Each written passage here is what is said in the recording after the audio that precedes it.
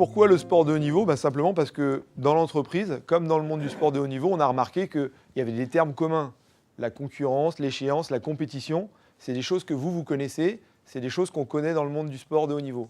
Ces problématiques vont créer des soucis au niveau de la gestion du stress, gestion du poids, de la fatigue, gestion des temps forts et des temps faibles. La liste n'est pas exhaustive. Et dans le monde du sport de haut niveau, on sait améliorer en grande partie ces problématiques. Donc on va voir comment et on va voir est-ce que c'est adaptable pour vous. L'organisme, c'est 3 unités qui ne peuvent pas être séparées les unes des autres.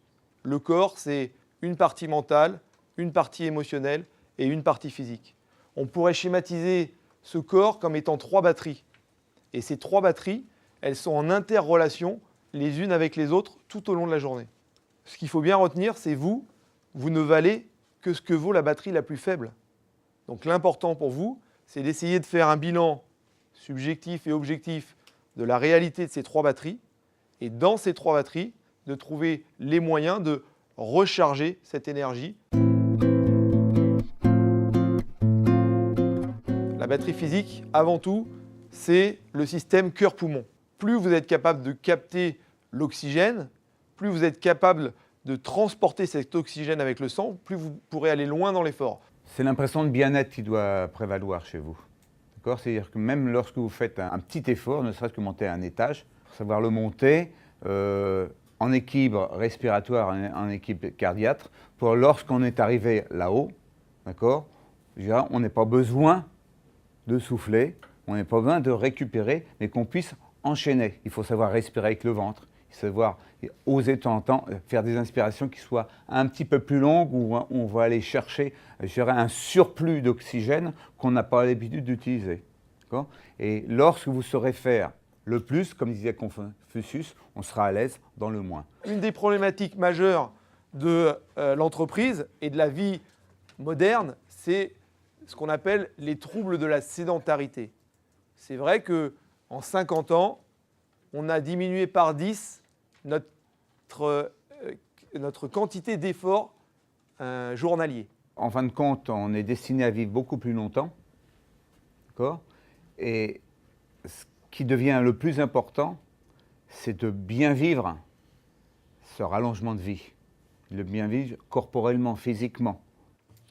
Toujours sur la batterie physique, pour le mal de dos, il y a 2 facteurs qui sont importants. Il y a à la fois le renforcement de cette poutre, donc il y a cet effet, mais il y a aussi la souplesse, la laxité des articulations.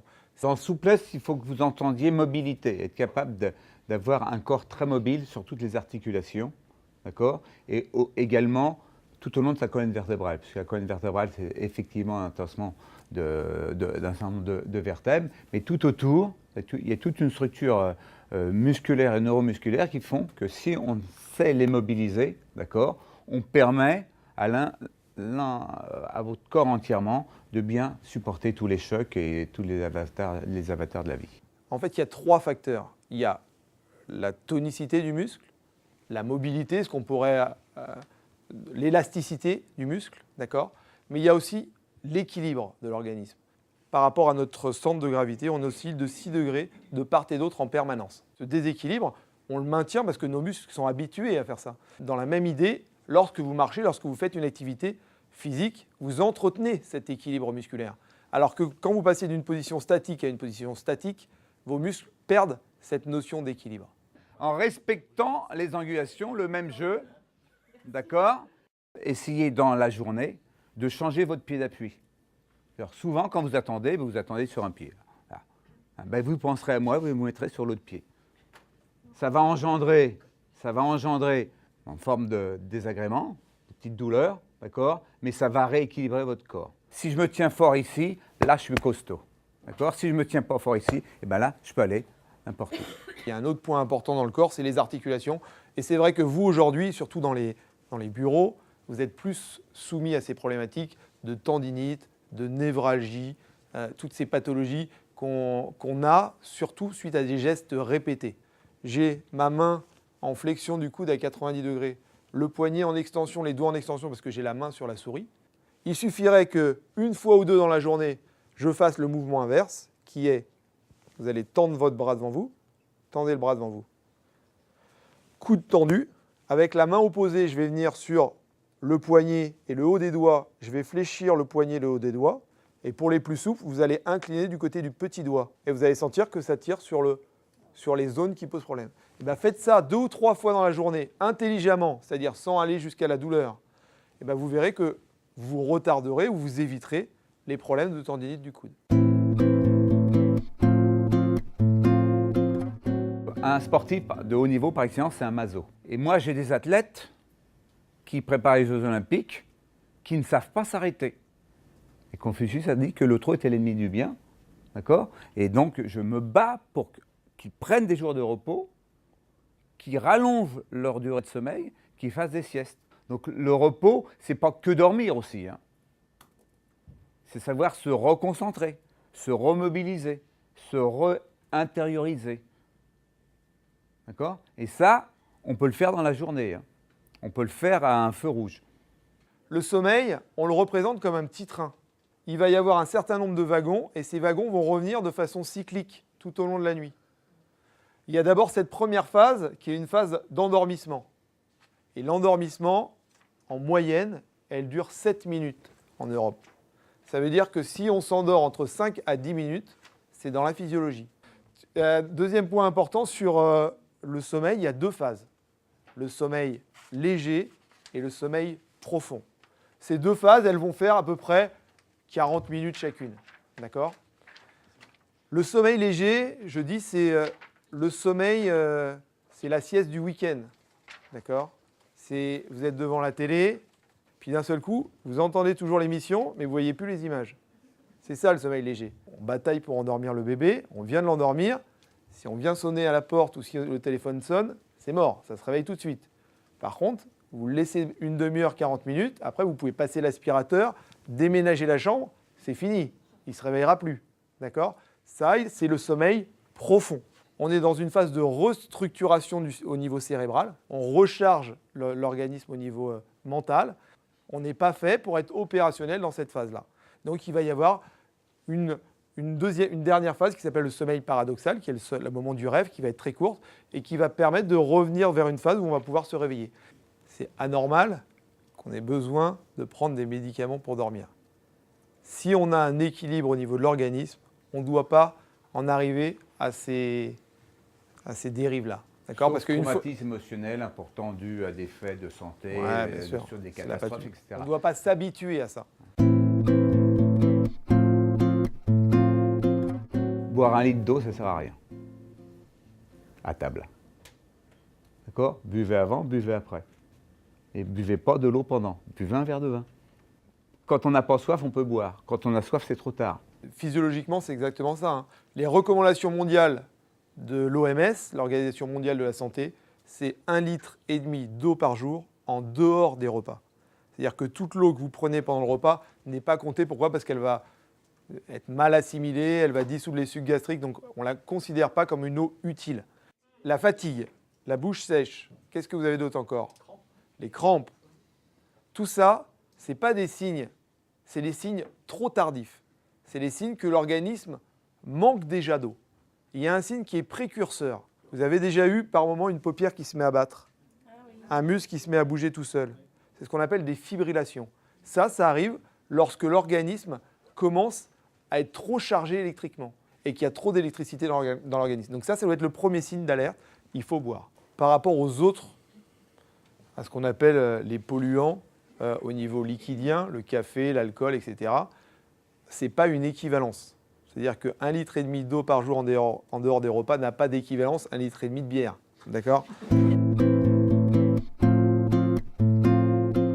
Quel est le problème principal dans la batterie émotionnelle ? C'est le stress.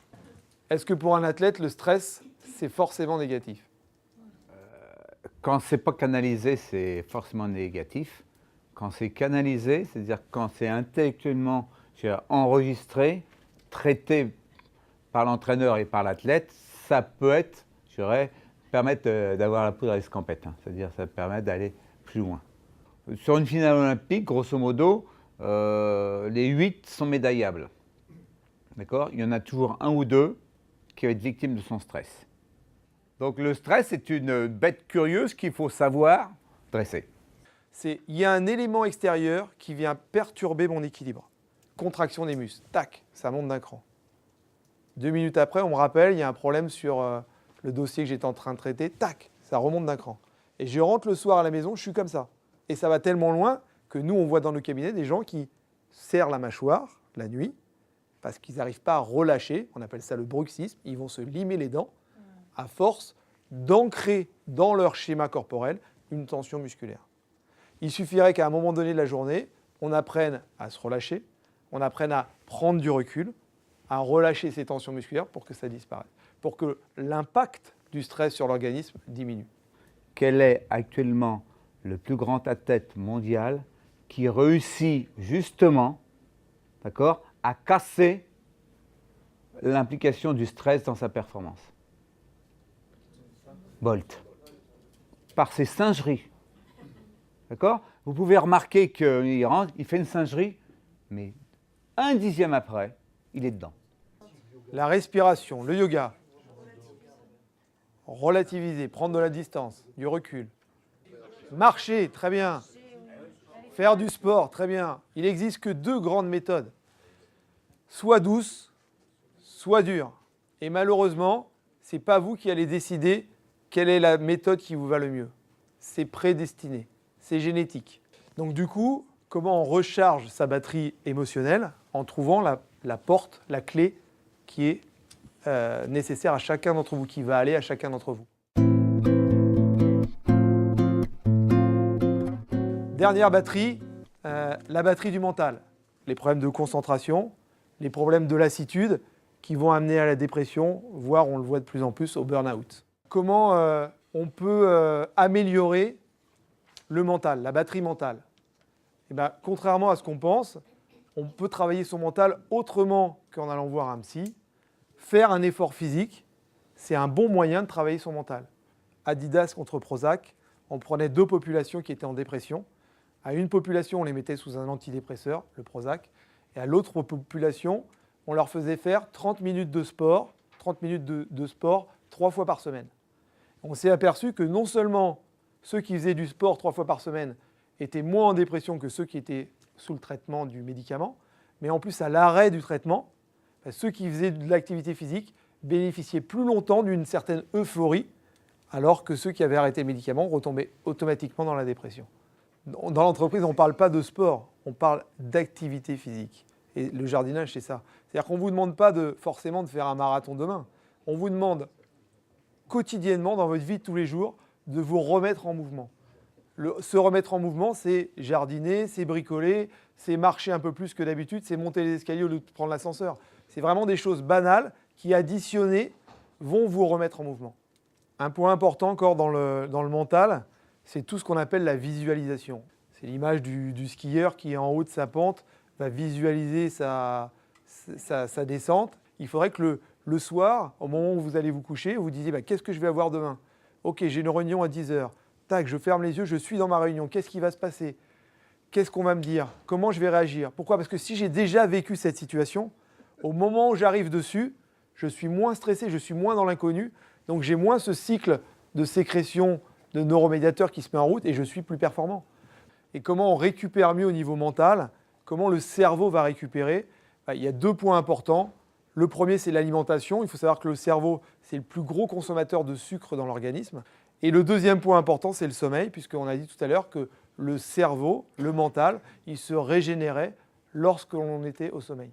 Juste un point par rapport à ça, sur les cycles de la journée. Est-ce que vous savez pourquoi vous êtes un petit peu moins bien sur les coups de 13 h, 14 h? Pourquoi? Parce que dans la journée, il y a des cycles, on appelle ça les cycles circadiens, dus à la lumière du jour, qui font qu'à peu près 6 à 7 heures après votre lever, vous allez avoir un coup de moins bien. Comme vous êtes levé vers 7 h, vers 14 h, vous avez un coup de moins bien. S'il y a au milieu de ce cycle, vous sortez 5 minutes dehors, vous marchez, vous ventilez, vous vous oxygénez, vous verrez que cette dépression, elle sera beaucoup moins marquée.